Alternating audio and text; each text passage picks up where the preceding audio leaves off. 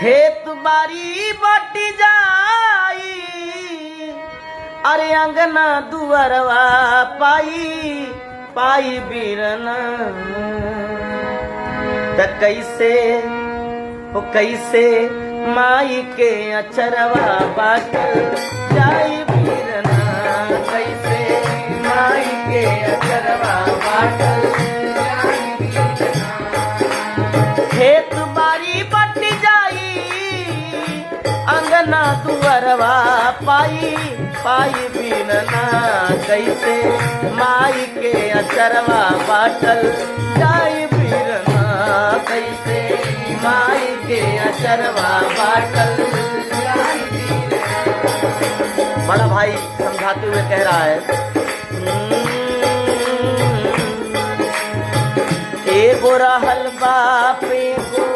रहल महतारी एगो रहल बाप एगो रहल महतारी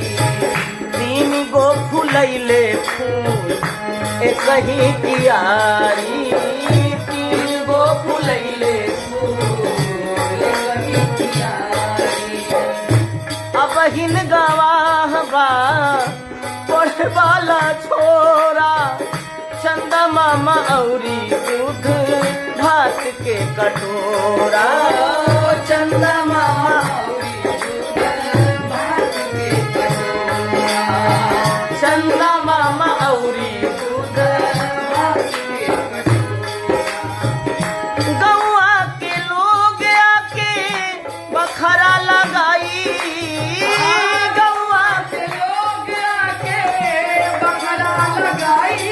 गरियाई बीरना गईले बाबू के बेटवा अरे गाई बीरना गईले बाबू के बेटवा अरे इतना नहीं खे बबुआ तोहर लगे पैसा बा तू बढ़िया बढ़िया खाना जब तोरे घरे बनी न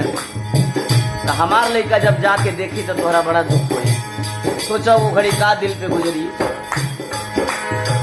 तोहरा घरे पूरी पकवान जहिया पाकी तोहरा घरे पूरी पकवान जहिया पाकी कोना से जाके कोनो लइका हमर ताकी कोना से जाके कोनो लइका हमर ताकी लइका कोनो जाके कोना से देखी तो चाची का बनाओ ताड़ी लेकिन जब चाची ओकरा के दिहन है तो का बीती वो लइका पर आके अपना दुख के कहानी जब बाची आके अपना दुख के कहानी जब बाची हमरा के कुछ ना दिहली है चाची हमरा के कुछ ना दिहली है चाची ओ एने पकवानों ने लइकन के रोआई एने पकवानों ने लइकन के रोआई एने पकवानों ने लइकन के रोआई ना सहाई बीरना तोहरा पूरी पकवान ना घोटाई बीरना तोहरा पूरी पकवान ना घोटाई बीरना तोहरा पूरी पकवान। आगे कैसे समझाओ था सुना ओकरा बाद जब घर में ब्याह शादी पड़ी तो तू पैसा वाला बड़ा तोहर बेटी मोटर कार से विदा हुई है लेकिन हम गरीब पानी सोचा का हुई हमरे तोहरा बेटी के बारात जब आई हमरे तोहरा बेटी के बारात जब आई तू दे स्कूटर गाड़ी हम ना कुछ दे पाई तू दे स्कूटर गाड़ी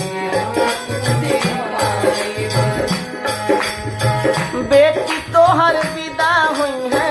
मोटर उरी कार से बेटी तोहर विदा हुई है मोटर उरी कार से तोहर बेटी विदा हुई है पैसा वाला बड़ा ना तो मोटर कार से बेटी हमर पैदल चाहे डोलिया कहार से बेटी हमर पैदल बेटी हमर पैदल चाहे डोलिया कहार से बेटी हमर पैदल चाहे डोलिया हो एक आँख रोई गो आंसू बरसाई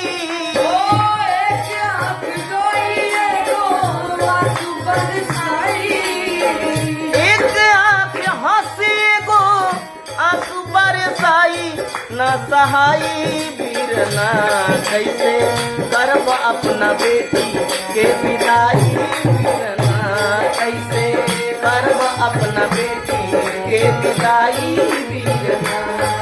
बोला माई के अचरवा बाटल जाई बीरना कैसे बटवा हमर बोला पर छाई बीरना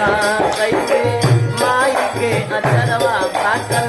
जाई बीरना त बोला करब कैसे